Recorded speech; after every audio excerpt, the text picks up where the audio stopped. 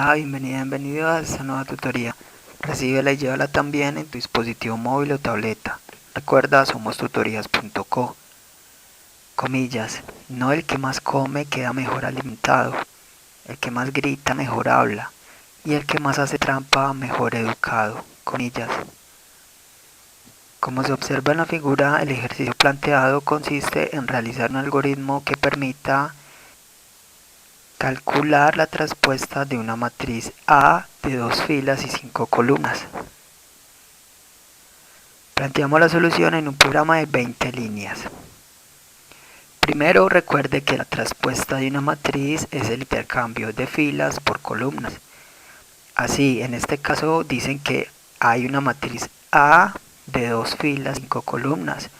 Luego la matriz traspuesta será de 5 filas y 2 columnas. En la línea 4 vemos que a una variable A se le asigna una lista ordenada de datos. En este caso vemos que estamos representando los datos en una lista en forma de matriz. ¿Sí?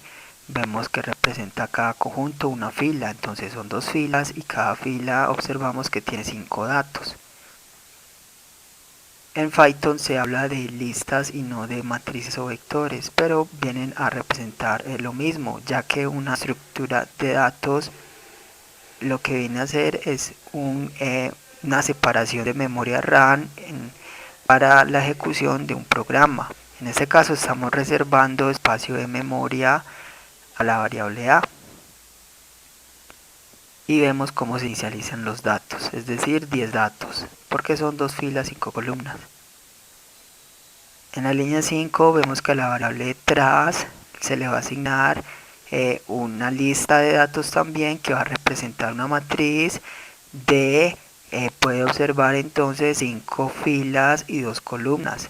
Cada conjunto representa una fila y lo que haya dentro de cada conjunto representarán las columnas. En este caso se observa que son 5 conjuntos, es decir, 5 filas, y cada conjunto tiene 2 datos, es decir, representará 2 columnas. Entonces la variable tras es la matriz traspuesta, que se inicializó entonces en 0. Observe que las instrucciones en Python no es necesario que terminen en punto y coma. Si usted vea, no pone el punto y coma. Entre las líneas 7 y 11 vemos una estructura repetitiva anidada. Recuerde que las estructuras repetitivas permiten ejecutar un conjunto de instrucciones repetidamente, aprovechando así la velocidad de procesamiento de datos de un computador. En este caso vemos un ciclo for. En la línea 7, un ciclo for cuya variable controladora es la x y va a tomar valores entre 0 y 1, ¿sí? Es decir, 0, 0,2. Mire que la semántica de un ciclo en Python es muy diferente a la semántica de un ciclo en otro lenguaje. En otro lenguaje sabemos que la variable controladora de un ciclo for va a tener un valor de inicio, una condición de finalización y un valor de incremento o decremento.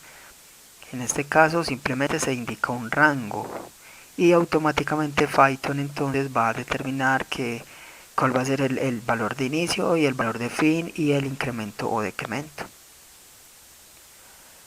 Mire algo importante, en Python no se manejan lo que es el bloque de códigos por llaves, sino por tabulación.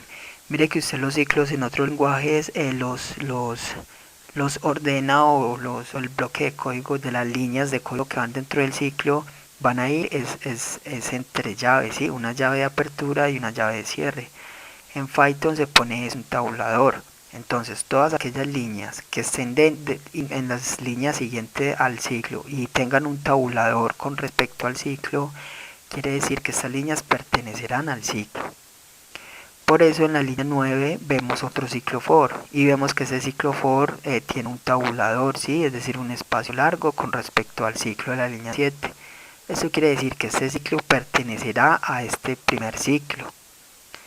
Entonces, en la línea 9 la variable controladora de este segundo ciclo es la y va a tomar valores entre 0 y 4, es decir, 0 a 5. O sea que la X va a recorrer las filas y las Y va a recorrer las columnas de la matriz A. Mire que luego de usted poner un ciclo debe de incluir los dos puntos al final, ¿sí? Pone dos puntos y luego ya recuerde que las líneas que pertenezcan al ciclo deberán llevar tabulador con respecto al ciclo. En otros ejercicios, en otra tutoría, podrá usted notar que las sentencias condicionales también llevan esta semántica, es decir, luego de la condición van dos puntos y todas aquellas líneas que pertenezcan a la condición deberán llevar tabulación. Entonces las sentencias condicionales y los ciclos se manejan con esa estructura, Python las maneja así.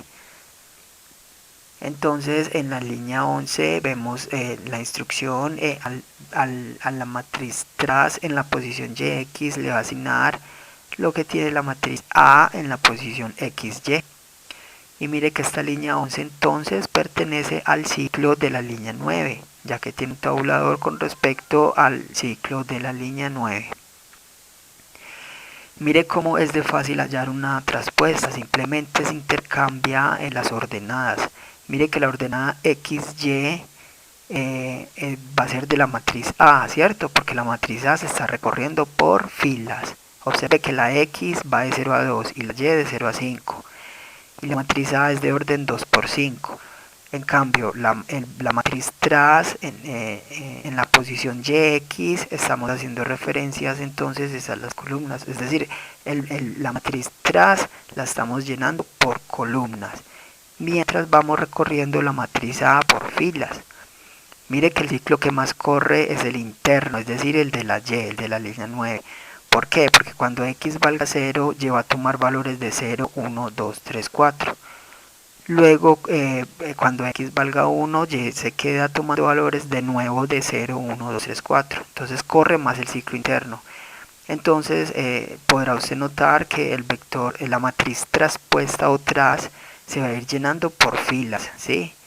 Y mientras recorre precisamente la matriz A la matriz A se recorre por filas y la matriz traspuesta se llena por columnas.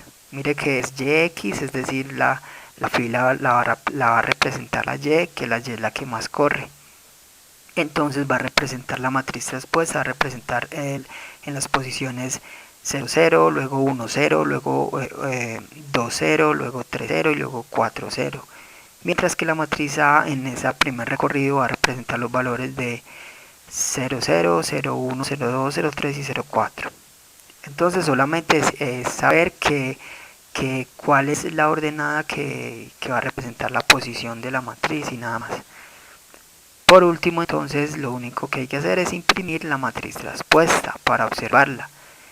Y entonces recuerde que una matriz se imprime con estructuras repetitivas, es decir, con ciclos.